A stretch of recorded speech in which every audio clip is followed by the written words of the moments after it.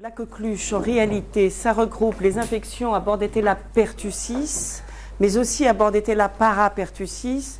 On n'en parlera vraisemblablement pas beaucoup aujourd'hui, mais aussi Bordetella olmesi, qui sont donc des bactéries cocobacilles gram-négatifs.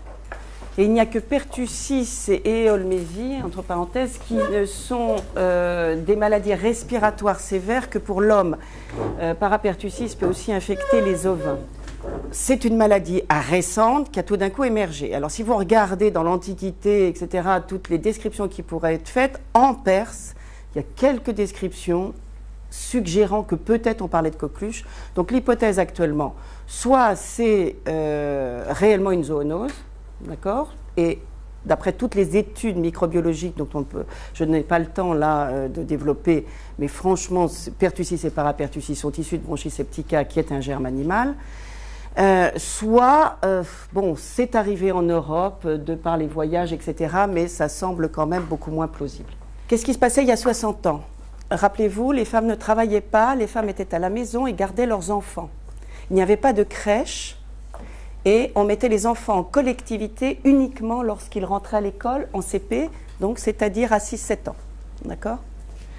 Et qu'est-ce qui se passait? Ils étaient en collectivité, ils attrapaient la coqueluche, donc les plus de 50 ans le savent. Ils avaient la coqueluche en arrivant à l'école et évidemment ils ramenaient la coqueluche à la maison où il y avait le petit frère et la petite sœur qui là étaient effectivement extrêmement fragiles. Vous savez que cette maladie est dramatique pour les moins de 3 mois et maintenant je vais dire pour les plus de 60 aussi. Donc c'est tout à fait normal qu'on parle de maladie pédiatrique et tout à fait normal qu'on se dise ah bah tiens il faut un vaccin pour les enfants et les jeunes. Alors voilà ce qui se passe aux États-Unis. Les États-Unis ont immédiatement introduit la vaccination à la fin des années 1940 avec un schéma vaccinal qui est très semblable, qui est même semblable, pas très, semblable à celui que la France a utilisé 10 ans après, c'est-à-dire une primo-vaccination à l'époque à 3, 4, 5 mois et un rappel à 24 mois. C'est normal, maladie pédiatrique, on va faire ça que pour les enfants. Donc les vaccins sont parfaitement efficaces. Vous voyez, dès l'introduction, la morbidité diminue. Vous voyez, et vous vous rappelez peut-être que ces vaccins à germe entier peuvent induire des rougeurs, des indurations, des douleurs modérées, mais quelquefois aussi des fièvres quand même intenses. Et cela a conduit à une différence entre les pays. Je n'ai pas écouté la conférence précédente, mais j'ai entendu une des questions qui est pourquoi on a 27 calendriers vaccinaux en Europe.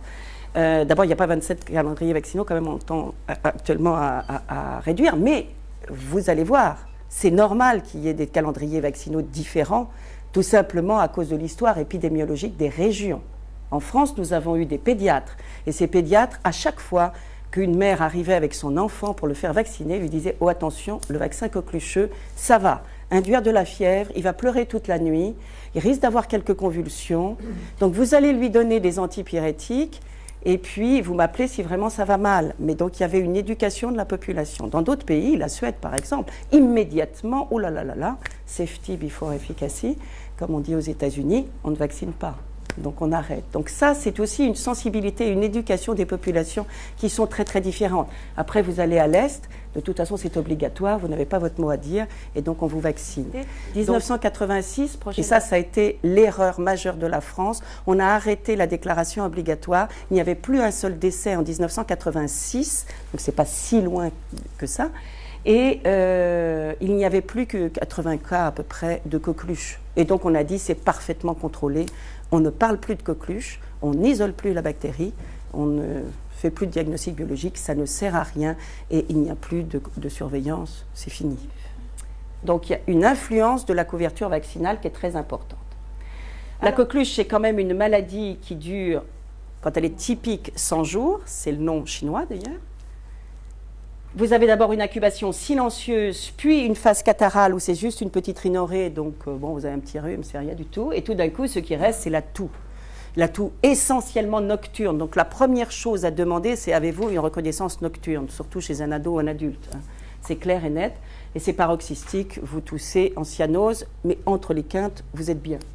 Et puis après, vous avez votre convalescence.